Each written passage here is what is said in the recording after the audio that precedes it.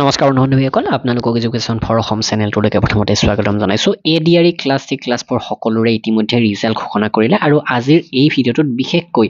class 3 যিখিনি পোষ্টৰ computer skill test হ'ব সেই টপিকৰ ওপৰত আমি আলোচনা কৰিম এইচএছ লেভেলৰ বা অনলি গ্ৰেজুৱেট বা কাৰোবাৰ কম্পিউটাৰ ডিপ্লোমা নাই সকলোৱে কম্পিউটাৰ স্কিল টেষ্টৰ বাবে সাজু হ'ব পাৰে তো স্কিল টেষ্টত কি আহিব এমএছ অফিচৰ পাৱাৰ পইণ্ট এক্সেল তো এইবিলাক আহিব নে ডিটিপি কিবা আহিব নে আছামিজ টাইপিং কৰিব দিব এই সকলো কম লগতে লাষ্ট ইয়াৰৰ এডিআৰই কম্পিউটাৰ যে প্ৰেক্টিকেল টেষ্ট হৈ গৈছিলে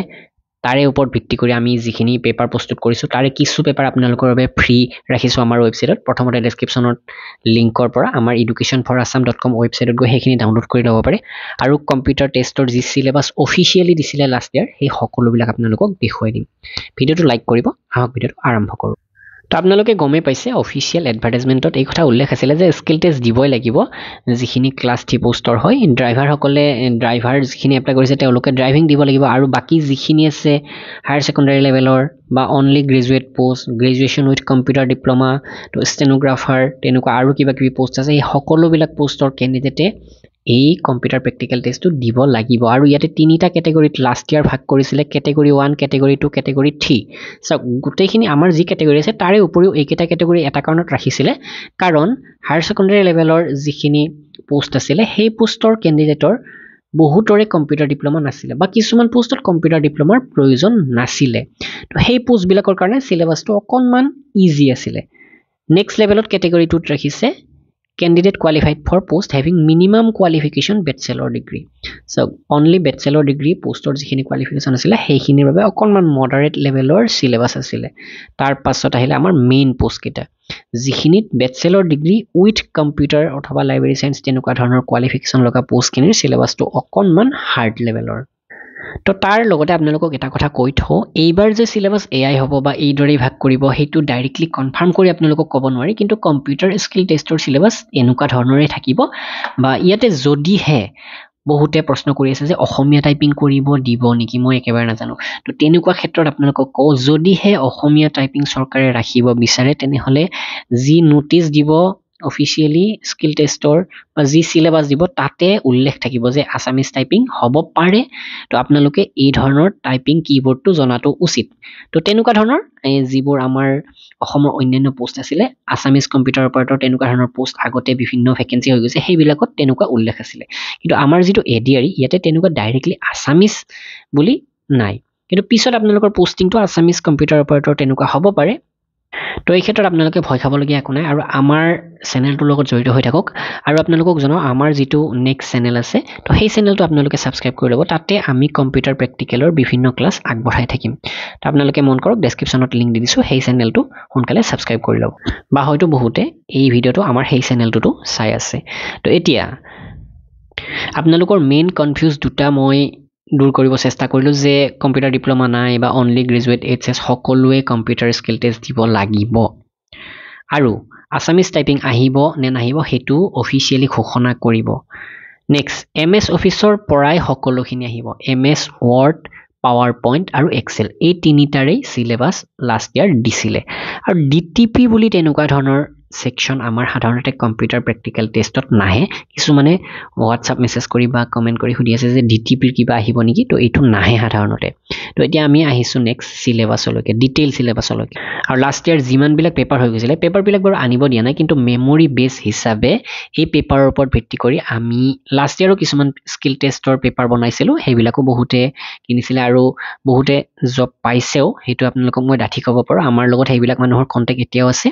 তো সেইবিলাকৰ ওপৰত ভিত্তি কৰি এইবাৰ আমি 30টা প্ৰেক্টিস সেট বনাইছো এমএছ ৱৰ্ডৰ 10টা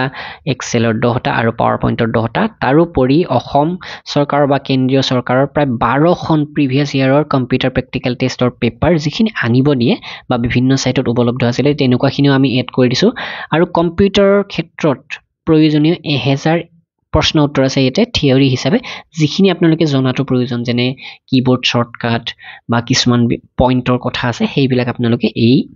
কোৰ্সটোৰ জৰিয়তে জানি ল'ব পাৰিব আৰু ইয়াতে যি 30টা সেট আছে এইকেইটাৰ আপোনালোকে সলিউশন পাব পিপিটি পাৱাৰ পইণ্ট প্ৰেজেন্টেশন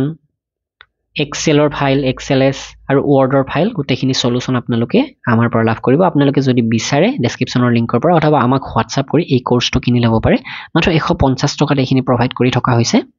এতিয়া আপোনালোকক এটা প্ৰেক্টিস সেটৰ নমুনা দেখুৱাই লওঁ So, Microsoft Word ক্ষেত্ৰত এনেকুৱা এটা প্ৰশ্ন আহিব Start Microsoft Word program and type the following paragraph as shown below আপুনি টাইপিং কৰিব লাগিব তো এনেকুৱা এটা প্যাৰাগ্ৰাফ থাকিব প্ৰথম আপোনাৰ কামটো হ'ব এই প্যাৰাগ্ৰাফটো ধুনিয়াকৈ টাইপিং কৰি লোৱা সো টাইপিং কৰোতে অতি সাৱধান ইয়াতে ওয়াৰ্ড বিলাক ভুল হ'ব নোৱাৰিব ভুল হলে আপোনাৰ নম্বৰ কটা যাব যোৱাবাৰ মুঠ কম্পিউটাৰ স্কিল টেষ্টত 25 নম্বৰ আছিল এই 25 নম্বৰ আপুনি যিমানখিনি পাৰে পাব চেষ্টা কৰিব লাগিব আৰু এই প্যাৰাগ্ৰাফটো টাইপিং কৰাৰ পিছত বা প্যাৰাগ্ৰাফটো এনেকুৱাকে থৈ দিব তাতে কিছুমান ওয়াৰ্ড বোল্ডত থাকিব কিছুমান ওয়াৰ্ডৰ তলত আন্ডাৰলাইন থাকিব কিছুমান ওয়াৰ্ড ইটালিক্স থাকিব আৰু কিছুমান ওয়াৰ্ডত ধৰি লওক ঊৰ্ধ্বকমা আৰম্ভ হৈছে শেষ হৈছে এইবিলাক আপুনি মন কৰিব লাগিব হেমতে টাইপিং কৰিব তাৰ পাছত ইনষ্ট্ৰাকচন থাকিব ইনষ্ট্ৰাকচনত ক'ব যে আপুনি এই প্যাৰাগ্ৰাফ যেটো টাইপিং কৰিলে হেতু কি দৰে হজাব সো ইয়াতে প্ৰথমতে কৈছে প্ৰথম সেন্টেন্সত যেটো হোৱাট ইজ কম্পিউটাৰ আছে এটো এটা হেডিং হিচাপে ৰাখিব দিছে পেজেছটোৰ তো এটো জাস্ট নমুনা হে ইয়াৰ সলিউশন ফাইলটো ইয়াতে মই দিয়া নাই তো আপোনালোকে যদি হেতু কিনিব বিচাৰে আমাৰ পৰা কিনি ল'ব পাৰে নেক্সট কৈছে যে হোৱাট ইজ কম্পিউটাৰ 2 এই যেটো হেডিং কৰিব দিছিলে এইটোৰ ফন্টটো এৰিয়েল হ'ব লাগিব ফন্ট সাইজ 20 হ'ব লাগিব আৰু এইটো should be in the middle of the pages with italic style italic হ'ব লাগিব আৰু পেজেছটোৰ মাজত হ'ব লাগিব next all the paragraph must be justify কৰা হ'ব লাগিব এলাইনমেন্টৰ কথা কোৱা হৈছে আৰু প্যাৰাগ্ৰাফৰ বাকি যিখিনি টেক্সট আছে সেইখিনি জৰ্জিয়া ফন্টত ৰাখিব দিছে আৰু ফন্ট সাইজ 14 ৰাখিব দিছে নেক্সট পইণ্টত চাওক first paragraph must have a drop cap আপোনালোকে বুজি পাব লাগিব আৰু ড্ৰপ কেপটো তিনিটা লাইনৰ অন্তৰ্ভুক্ত হ'ব লাগিব নেক্সট পইণ্টটো কৈছে সেকেন্ড প্যাৰাগ্ৰাফটোৰ ফন্ট ষ্টাইল ইটালিক কৰিব দিছে আৰু ইয়াতে ৰোল নম্বৰ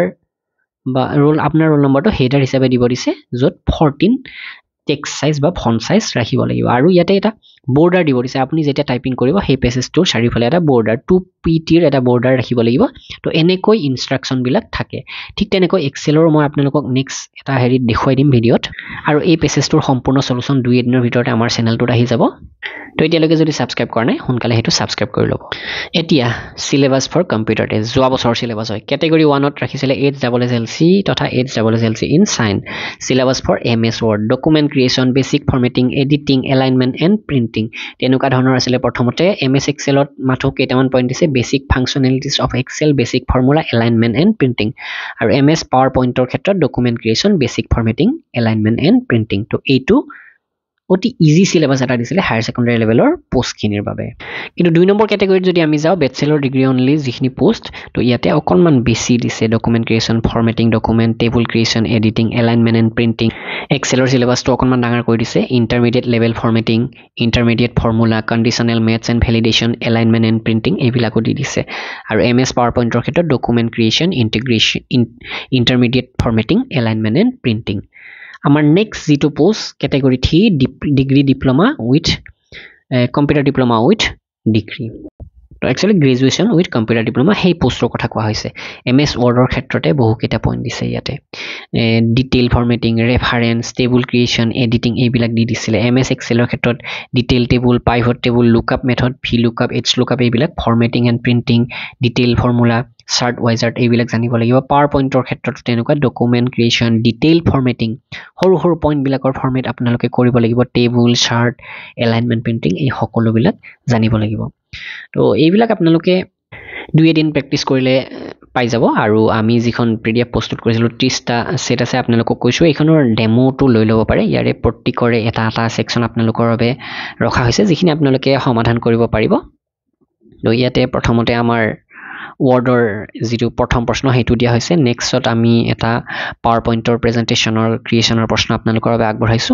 আৰু ইয়াতেও যিখিনি ইনষ্ট্ৰাকচন হেবিলাক দিয়া আছে আপোনালোকে হেবিলাক ধুনিয়াকৈ চাই ল'ব আৰু এক্সেলৰ এটা সেট দিয়া হৈছে